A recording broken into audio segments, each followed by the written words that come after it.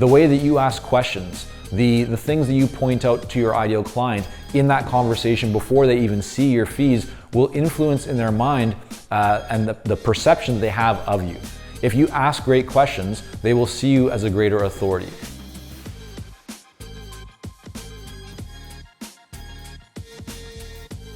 It's not quite alchemy, but setting your fees based on ROI and value definitely does incorporate and bring in an element of both art and science. So the way to think about this is you start off with your base rate, right? And your base rate here is really what's kind of acceptable to you. This might be based on the number of hours that you're going to be involved in a project, your overall involvement. This is almost thinking about like, this is the base, right? This is your starting point. You know that you want the project to be at least at this level in order for it to be profitable for you, to feel good about the compensation that you're receiving. And this is where a lot of people actually just settle. They stay at the base rate all the time. But if you're staying at the base, then you're missing out on a great deal of upside, of opportunity, of potential, of value and compensation that you can capture when you move up towards creating fees based on value and ROI, right? Return on investment. So how do you do that, right? What are the different factors? Well, you start off in thinking about, okay, time, right? This is your involvement. This is kind of at the base level. But as you move up towards value, you want to start considering the two different forms of value. You have tangible and you have intangible. So if we talk about tangible, really what we're referring to here are things like sales, revenue, right? So these are things that are very apparent, easy to track based on your involvement with the client. And so let's just take an example that you are going in, you're helping them to bring in more funds for the nonprofit that they run.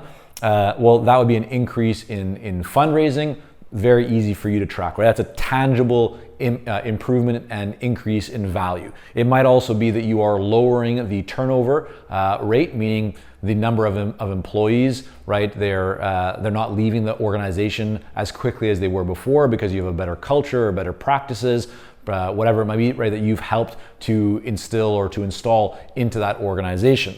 Now, intangible is a little bit different, right? Intangible can be things like lowering. So we'll just say lower stress, right? So the intangible areas of value are not always as apparent, they're not always as clear. And I've had a lot of conversations with consultants over the years who go, well, a lot of the work that I do is not tangible. I can't track it, right? It's about maybe employee morale, or it's doing work with the leaders, and it's more about, some people say, well, strategic planning, and so it's not necessarily going to lead to an improvement in sales or in revenue or in profit or in something hard for the foreseeable future. So how do I use that in my fees? And the big thing to think about, right, is that as you keep looking at intangible value and you kind of go a level and layer deeper and deeper, you'll always find that you can actually bring it back to something that is tangible.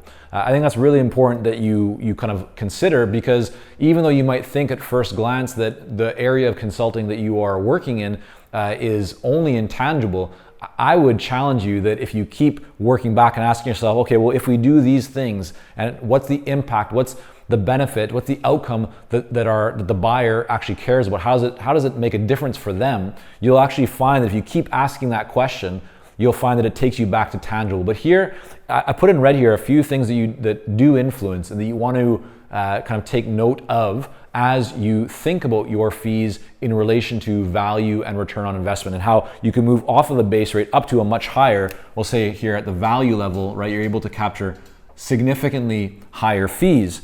So the first thing that is important, a lot of people just think about like ROI in terms of return on investment, right? And you can say, well, you're gonna go from a $10 million company to a $15 million company, so it's a $5 million increase, let's say in the next 24 months. That's tangible, right? You can think about that. But there's other factors, which one is COI, and COI stands for the cost of inaction, meaning that if the client doesn't make a change, if they stay where they are, what do they have to lose? Right? So you want to look at that, because that influences the value. You also want to look at, what are the alternatives for them? Because you might say that, oh, I'm going to charge them, if I'm going to increase $5 million in the next 2 years, then I'm going to give them a very solid return on their investment. I'm not going to charge them just $1 million.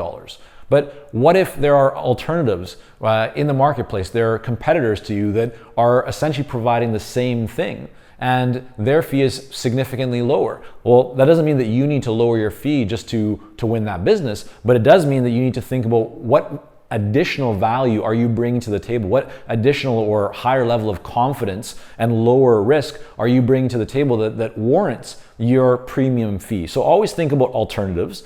You also want to think about how you communicate and develop your authority and your expertise.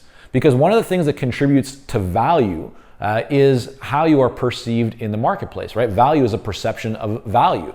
If it's not necessarily tangible, right, how do you actually increase your value before you even have a conversation with a buyer? Well, you do that through your authority and your expertise. Most often that is through content or the development of intellectual property, but it's also about the conversation that you have with the buyer. If you do a great job of putting out content that communicates your expertise, your authority, success that you've had with other clients and things of that nature, or you write books or articles or podcasts, right? All this kinds of stuff that your ideal client sees and goes, wow, this person clearly is an expert. They understand this industry or this area better than others. They are a leader in their area. Well, that perception of value influences what they feel they will pay you, right? That they're willing to invest. Whereas if you take a consultant that has no intellectual property developed, no content out there, they're not really visible, well, then they're seen more as a commodity compared to a consultant that is always creating intellectual property,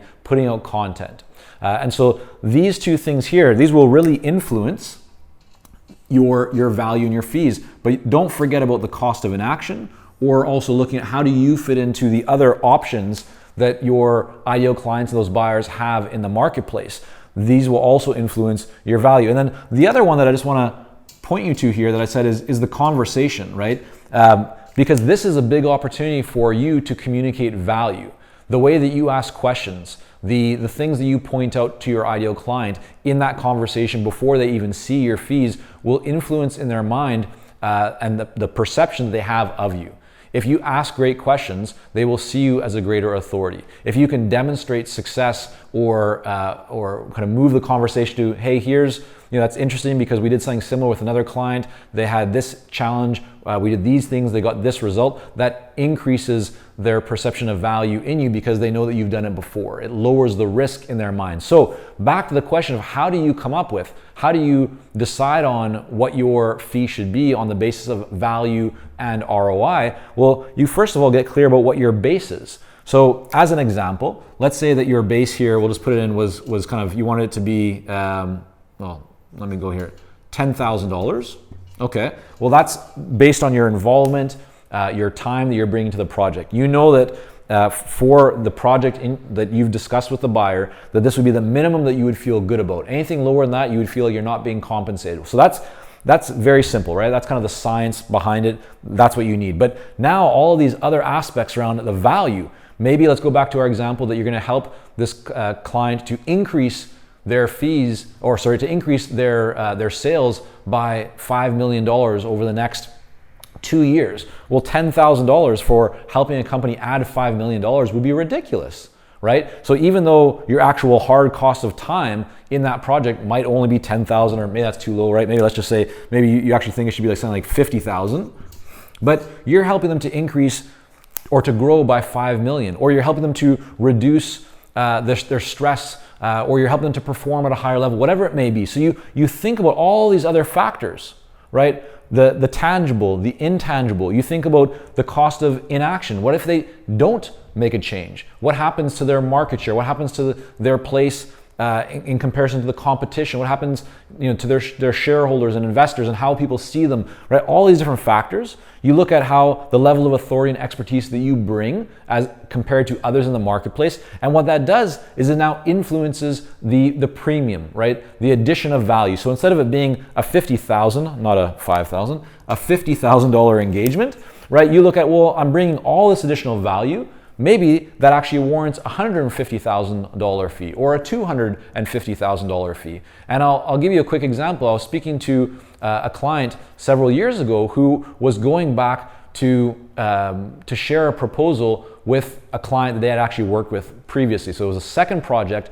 They felt really good about it. And she said, yeah, my fee for this is gonna be $65,000. That was her base. But we talked about the impact that it was gonna have on her client, on that organization, both the tangible, the intangible, the cost of inaction, her expertise and authority, and her knowledge of that business that she was already bringing to the table. And she ended up, as a result of that conversation and seeing the increase in value that she could provide to them, to that organization, she went in at around $300,000 and won that project. So she almost left a significant amount of money on the table, right? Almost $250,000 on the table if she would have just thought about the base rate.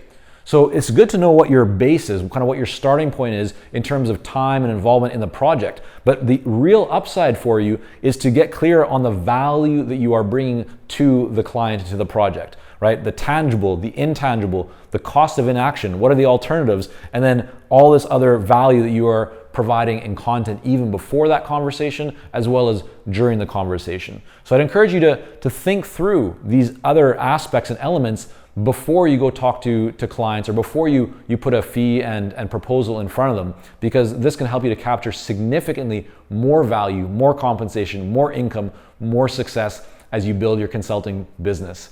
Be sure to subscribe for latest insights and new videos we have coming out every week, sometimes more often, but you'll only get notified about them if you hit the follow button or smash that subscribe button, as people like to say on YouTube. Be sure to do that and have a great one.